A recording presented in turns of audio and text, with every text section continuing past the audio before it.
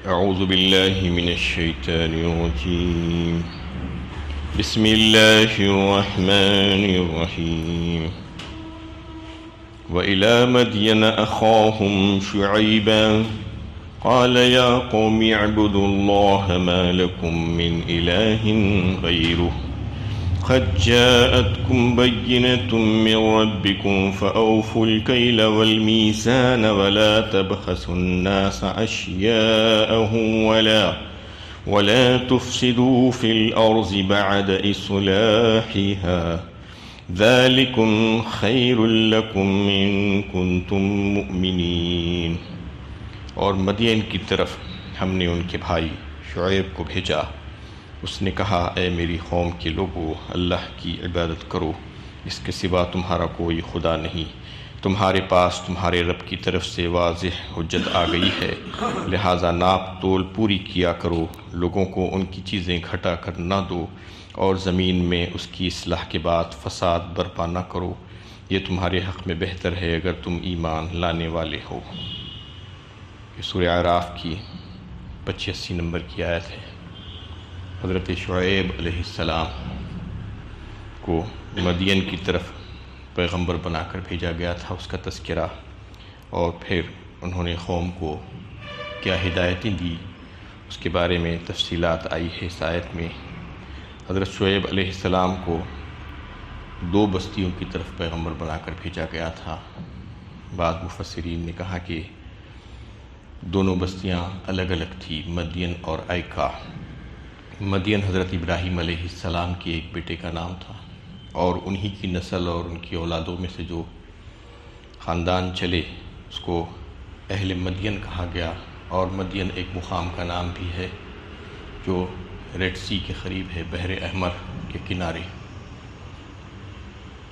یہاں پر شعیب علیہ السلام نے قوم کو جو پیغام پہنچائے اس کا تذکرہ فرمایا کہ 3 اہم پیغامات اللہ کے حکم سے انہوں نے قوم کو دیے. سب سے پہلا پیغام یہ دیا کہ یا قوم اعبدوا اللہ ما لکم من الہ غیرہ، تم اللہ پر ایمان لاؤ اور اللہ ہی کی عبادت کرو، اور اللہ کے سوا تمہارا کوئی معبود نہیں، کوئی عبادت کے لائق ذات ہو ہی نہیں سکتی. یہی پیغام توحید ہے جو تمام انبیاء کرام شروع سے مشترکہ طور پر اپنی اپنی قوموں کو پہنچاتے رہے. اس میں کسی قسم کی کوئی تبدیلی نہیں آئی. شعیب علیہ السلام کی قوم بھی اس سلسلے میں بہت پیچھے تھی. حقوق اللہ کی ادائیگی، اللہ تعالیٰ کا حق پہچاننے اور اللہ تعالیٰ کی ذات اور صفات کے بارے میں غفلت کا شکار تھی. مخلوق پرستی میں لگی ہوئی تھی، بت پرستی میں لگی ہوئی تھی. اس سے حضرت شعیب علیہ السلام نے سب سے پہلے ان کو روکا، کیونکہ یہی اصل عقائد اور اعمال کی روح ہے. یہ اگر درست ہوگا تو پھر آگے سب اعمال درست ہوں گے. اگر اس میں بگاڑ آ جائے گا عقیدے اور ایمان میں تو پھر سارے اعمال بیکار اور رائگاں ہو جائیں گے. تو سب سے پہلے نبیوں نے یہی بات کہی کہ اعبدوا اللہ ما لکم من الہ غیرہ کہہ کر سوائے اللہ کی کوئی عبادت کے لائق ذات ہو ہی نہیں سکتی. اس کی توحید کو سمجھایا گیا. قد جاءتکم بینۃ من ربکم، اور پھر اس کے سوا تمہارا کوئی خدا نہیں، تمہارے پاس تمہارے رب کی طرف سے واضح حجت آ چکی ہے. واضح حجت کا مطلب کیا تھا؟ ایک تو پیغمبر خود جو ہے اپنے سیرت کے اعتبار سے نہایت ہی بلند مقام اور مرتبہ ہوتے ہیں. وہ خود ایک حجت اور دلیل ہوتے ہیں قوم کے سامنے. اور اس کے علاوہ بھی اللہ تعالیٰ پیغمبروں کو کچھ نہ کچھ معجزات دے کر بھیجا کرتے تھے تاکہ قوم کے سامنے اپنی نبوت کی صداقت کی دلیل کے طور پر پیش کریں. تو یہ ساری باتوں کے تعلق سے فرمایا گیا کہ تمہارے پاس حجت آ چکی ہے، واضح نشانیاں آ چکی ہیں تمہارے رب کی جانب سے. فَأَوْفُوا الْكَيْلَ وَالْمِيزَانَ. اب جو وہ لوگ دیگر گناہوں میں مبتلا تھے اور لوگوں کے جو حقوق مانگتے تھے، حقوق العباد کے سلسلے میں جو ان سے کوتاہیاں ہوتی تھی، اس کی طرف ان کو متوجہ کیا یہ کہہ کر کہ تم ناپ اور تول پورا کیا کرو. اصل میں مدین ایک تجارت پیشہ قوم تھی. جس میں بددیانتی عام تھی، وہ پرفریب طریقے سے پیمانے گھٹانے اور خریداروں کو اشیاء کم مقدار دینے کے عادی ہو گئے تھے۔ ناپ تول ایک زبردست گناہ اور حرام ہے۔ اس کا اندازہ آپ کو، اس کی سنگینی کا اندازہ سورہ مطففین کے پڑھنے سے ہو سکتا ہے۔ وَيْلٌ لِّلْمُطَوِّفِينَ الَّذِينَ إِذَا اكْتَالُوا عَلَى النَّاسِ يَسْتَوْفُونَ وَإِذَا كَالُوهُمْ أَوْ وَّزَنُوهُمْ يُخْسِرُونَ۔ ویل اور ہلاکت اور تباہی ہے ان لوگوں کے لیے، اللہ تعالیٰ نے فرمایا، جو ناپ تول میں کمی کرتے ہیں، جو لیتے وقت تو لوگوں سے پورا ناپ کر لیتے ہیں، اور جب دینے کا وقت آتا ہے تو ناپ اور تول کر کم دے دینا چاہتے ہیں، اس کو گھٹا دینا چاہتے ہیں۔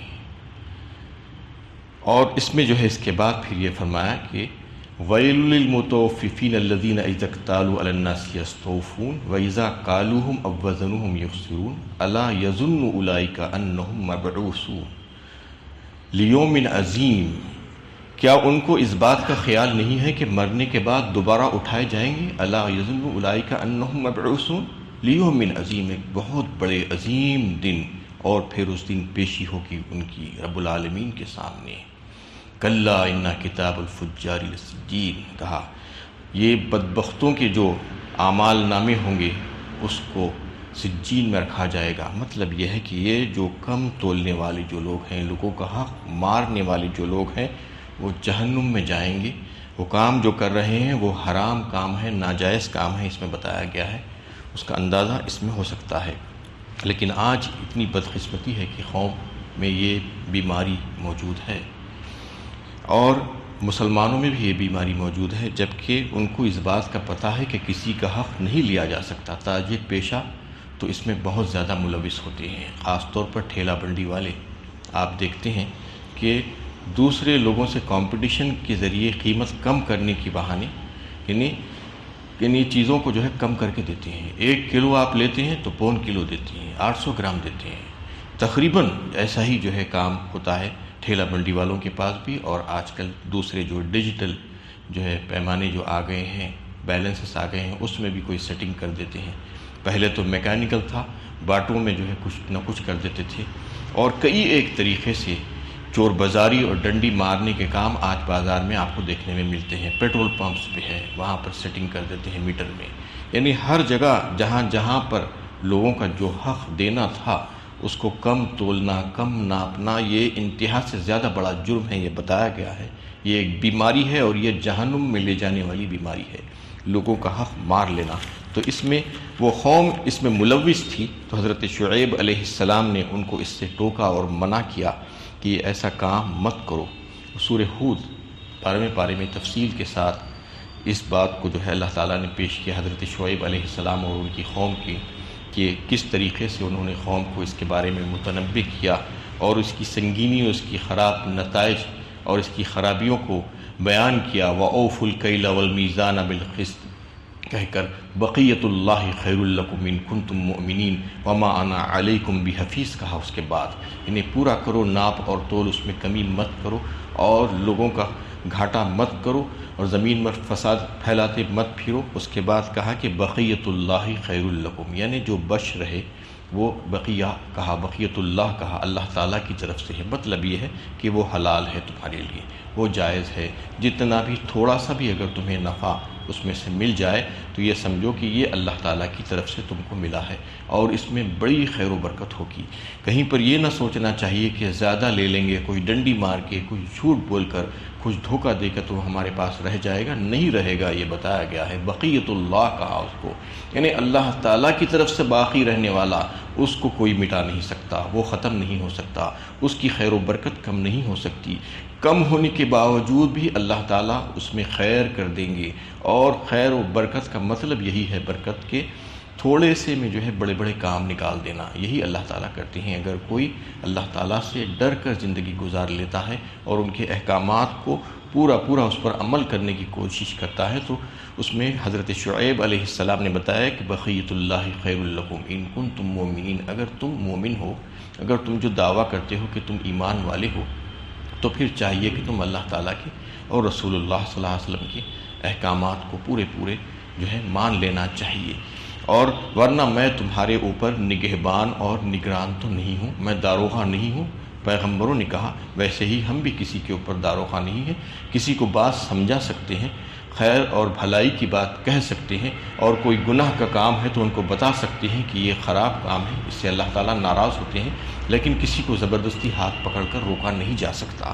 تو اس میں جو ہے حضرت شعیب علیہ السلام نے قوم کو جو لوگوں کے حقوق مار رہی تھی اس کے بارے میں ان کو متنبہ کیا اور کہا کہ یہ اچھی بات نہیں ہے، تم لوگوں کو ناپ اور تول میں جو ہے پورا پورا دیا کرو۔ وَلَا تَبْخَسُوا النَّاسَ أَشْيَاءَهُمْ، اور ایک خاص بات، بڑے وسیع معنی میں جو ہے یہ لفظ آیا ہے، لوگوں کی چیزیں ان کو گھٹا کر نہ دو۔ اس سے پہلے تو ناپ تول میں کمی نہ کیا کرو، وہ بھی ایک مطلب اس کا یہی تھا کہ لوگوں کا جو حق تھا وہ حق پورا دے دیا کرو، لیکن اس میں سارے حقوق آتے ہیں۔ وَلَا تَبْخَسُوا النَّاسَ أَشْيَاءَهُمْ کہا، اس کے بعد تیسری جو ہے ہدایت قوم کو یہ دی، تو اس میں وہ بھی ہے کہ لوگوں کی عزت و آبرو کی حفاظت کرنا ذمہ داری ہے۔ حجۃ الوداع کے موقع پر جو خطبے میں آپ صلی اللہ علیہ وسلم نے جو ارشاد فرمایا کہ مسلمانوں کے خون کے برابر واجب الاحترام قرار دیا انسانوں کی جو ہے مسلمانوں کی عزت کو، یعنی عزت و احترام کو خون کے برابر اور واجب الاحترام قرار دیا۔ اسی طریقے سے جو احترام جو ہے کسی انسان کا ہونا چاہیے اس کے احترام میں کمی کر دینا، اور جو اطاعت جس کی واجب ہے وہ اس کی اطاعت میں کمی کر دینا، اس کی اطاعت نہ کرنا، اور جو ذمہ داریاں انسان کسی کے متعلق لیا ہے وہ ذمہ داریوں کو پورا نہ کرنا، یہ سب کے سب حق تلفی ہے۔ وَلَا تَبْخَسُوا النَّاسَ أَشْيَاءَهُمْ میں آتا ہے۔ اس سے پہلے بھی سورہ انعام کے ضمن میں جو ہے یہ بات چل رہی تھی، وہاں پر بھی کہ لوگوں کے حقوق پورے دینے کے متعلق، تو اس میں یہ بات بھی واضح ہو چکی تھی کہ آپ کوئی اگر ذمہ داری لیتے ہیں کسی مال کے عوض کہ میں یہ اتنا مال لوں گا اور یہ کام کروں گا، تو وہ ذمہ داری پورا کرنا کے لیے ضروری ہو جاتا ہے، ورنہ آپ ڈنڈی مارنے والوں میں شامل ہو جائیں گے، چوری کرنے والوں میں شامل ہو جائیں گے۔ اس لیے کہ جو بھی کام جو مزدور پیشہ ہو یا نوکری پیشہ ہو یا اور کوئی چھوٹا یا بڑا کام کرنے والا انسان ہو، جو بھی اپنے اوپر ذمہ داری لیتا ہے تو پھر وہ ذمہ داری کو پورا کرنا بھی اس کے لیے ضروری ہو جاتا ہے، ورنہ تبخسوا الناس اشیاءہم کے دائرے میں آ جائے گا کہ لوگوں کو ان کی چیزیں گھٹا کر دینے والا بن جائے گا۔ اس میں بڑی سخت وعید ہیں جو لوگوں کا حق مارتے ہیں۔ وَلَا تُفْسِدُوا فِي الْأَرْضِ بَعْدَ إِصْلَاحِهَا، اور پھر فرمایا زمین میں اس کی اصلاح کے بعد فساد برپا نہ کرو۔ یہ بھی جو ہے اس سے پہلے بھی آپ سن چکے ہیں کہ زمین میں فساد کسے کہتے ہیں، جبکہ اس کی اصلاح ہو چکی ہے۔ اللہ تعالیٰ نے فرمایا اصلاح اس طریقے سے ہو چکی کہ اللہ تعالیٰ نے اس زمین کو ظاہری اور باطنی طور پر ٹھیک اور درست کر دیا۔ ظاہری طور پر درست اس طریقے سے کہ زمین کو یہ حکم دے دیا اور اس کو اس قابل بنا دیا کہ یہ نباتات کو اگلے، زمین میں کوئی دانہ ڈالے تو اس سے نباتات باہر نکلے، یہ اللہ کے حکم سے ہو رہا ہے، کسی اور انسان کے حکم سے نہیں ہو رہا ہے۔ تو اللہ تعالیٰ نے اس کو یہ حکم دیا، اور پھر زمین کو اس طریقے سے بنایا کہ وہ اتنی نرم بھی نہیں ہے اور اتنی سخت پتھر جیسی لوہے جیسی بھی نہیں ہے کہ اگر بالکل نرم کر دیتے اللہ تعالیٰ اس کو تو اس پر چلنا پھرنا اور عمارتیں تعمیر کرنا مشکل ہو جاتا، ناممکن ہو جاتا۔ کوئی اس زمین پر رہ نہیں سکتے تھے، جیسا کہ پانی کے اوپر کشتی ڈولتے رہتی ہے بالکل ویسا ہی معاملہ اس کا بھی ہو جا سکتا تھا، لیکن اللہ تعالیٰ نے اس کو ایک درمیانی حالت میں رکھا کہ اتنی نرم بھی نہیں کر دیا کہ اس پر چل پھر نہ سکی اور کچھ بنا ہی نہ سکی، اور اتنی سخت بھی نہیں کر دیا لوہے اور پتھر کی طرح کہ اس میں کھود کر کچھ کام کر سکے، کچھ نہریں کھود سکیں، عمارتیں بنا سکیں۔ یہ ساری جو ہے کام کاج کے لیے اللہ تعالیٰ نے زمین کو اصلاح کر دی، زمین کی، اور زمین پر چلنے والوں کے لیے، رہنے بسنے والوں کے لیے قاعدے اور قانون بنائے، اور جو مجرمانہ حرکتیں کرتے ہیں، جو قتل و خون اور غارت گری اور فساد پھیلاتے ہیں، ان کے لیے سزائیں مقرر فرمائی، اور پھر جو ہے اس کی اصلاح جو روحانی طور پر کی، معنوی طور پر، باطنی طور پر جو اصلاح کی، وہ انبیاء کرام اور کتابوں کو بھیج کر لوگوں کی ہدایت فرمائی۔ یہ سارے کام اللہ تعالیٰ نے کر دیے زمین کی اصلاح کے سلسلے میں، یہ بتایا گیا ہے۔ یہ سارے کام ہو جانے کے بعد تم اس میں فساد مت پھیلاؤ۔ فساد مت پھیلاؤ کا مطلب کہ اللہ تعالیٰ کے احکامات کو مت توڑو، لوگوں کی حقوق ادا کرنے کی کوشش کرو، عدل و انصاف کو قائم کرو، جہاں پر لوگوں کے حقوق مارے جائیں گے وہاں پر فساد پھیلتا ہے۔ آپ ہر کہیں پر دیکھ لی، کہیں پر بھی دنیا کے کونے کونے میں جہاں پر آپ دیکھ رہے ہیں کہ کوئی گڑبڑ ہو رہی ہے، لوگ ہتھیار اٹھا رہے ہیں، فساد برپا ہو رہا ہے، تو کیوں ہوتا ہے؟ اس کے پیچھے راز رہتا ہے، ایک حق مارے جاتے ہیں، کمزور کا حق مار لیتے ہیں لوگ، تو لوگ ہتھیار اٹھاتے ہیں، لڑائی جھگڑا شروع کر دیتے ہیں، اور ایک ایسا وقت آتا ہے کہ قتل و خون اور غارت گری ہو جاتی ہے۔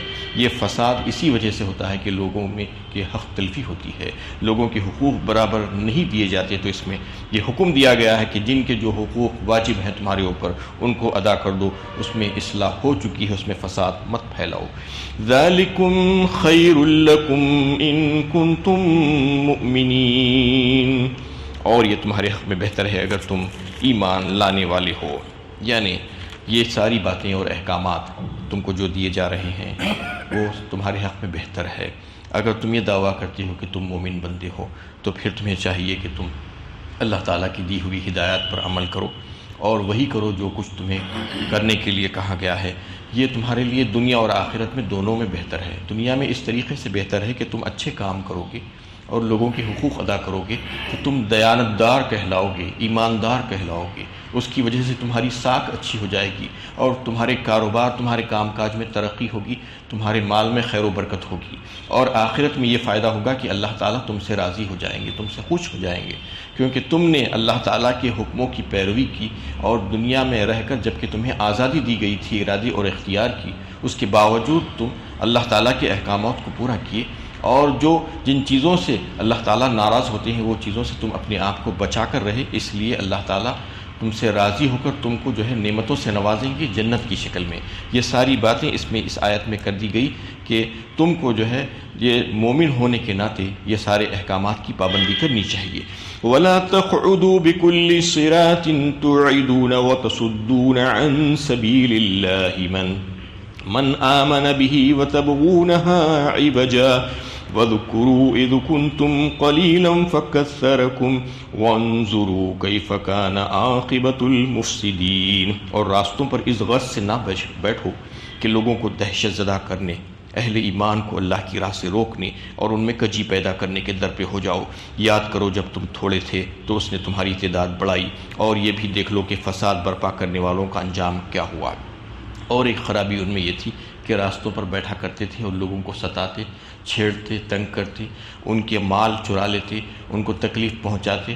یہ ساری چیزیں اس میں شامل ہے کہ ایسا کرنے سے منع کیا گیا ہے کہ جو کوئی ایسا کام کرے گا تو اس سے روکا گیا ہے کہ لوگوں کو تنگ کرنا، تکلیف میں پہنچانا، راستے میں رہ کر چھیڑ چھاڑ کرنا، خواتین اور عورتوں کو ستانا، یہ سب چیزوں سے منع ہے، اس میں ان سے روکا گیا ان کو، اور یہ کہا گیا کہ یہ کجی مت تلاش کرو اور اس قسم کی حرکتیں راستوں میں بیٹھ کر مت کرو، اور یہ یاد کرو وَاذْكُرُوا إِذْ كُنْتُمْ قَلِيلًا فَكَثَّرَكُمْ، یعنی ایک وقت تھا کہ تمہارا خاندان بہت چھوٹا سا خاندان تھا، ایک مختصر خاندان تھا، اللہ تعالیٰ نے اپنے فضل و کرم سے اس نے جو ہے افرادی قوت کو بڑھا دیا، تعداد تمہاری زیادہ کر دی، اب تم ایک بڑا قبیلہ اور ایک قوم کی حیثیت اختیار کر لی ہو، لہذا تم اب اکڑو مت اور تکبر مت کرو بلکہ اللہ کے آگے جھکی رہو۔ وَانظُرُوا كَيْفَ كَانَ عَاقِبَةُ الْمُفْسِدِينَ، اور یاد کرو یہ انجام کو کہ اس سے پچھلی قوموں کا کیا انجام ہوا جھٹلانے کے سلسلے میں، وہ تمہارے سامنے ہیں، قوم نوح کے حالات، قوم عاد کے حالات، قوم سمود کے حالات،